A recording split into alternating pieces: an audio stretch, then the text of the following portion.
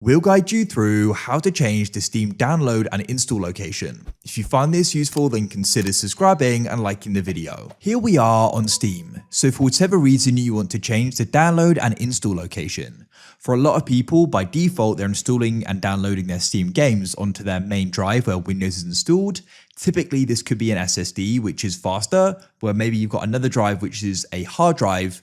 So you've got more space on there and you'd rather have your games there. So we can go and start downloading and installing new Steam games onto that. And also we can move them as well. So to do this in Steam, what you want to do is go to the top left and you can go and press Steam like so.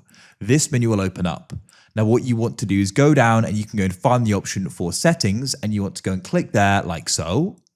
Now in here, you want to go on the left and you may think you need to go down into downloads, but no, you need to go into storage. So you can go and click there.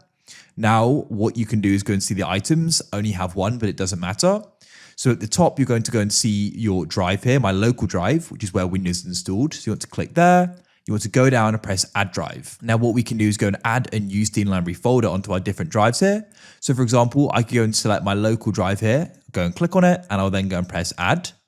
And now we've gone and added it. So with this existing game, I can go and select it. Then I could go and press move. And I could go and move it to the new one I just added, new volume E, where 100 gigabytes is available. I can press move there and it'll then go and move it. It's now been successfully moved.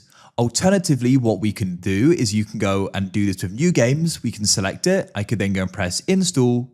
Then you can choose where to. And I can then go and choose the drive I just added. Then what you can do is go and press install and read this through. I already have. We can press accept and it'll download to it. That's it.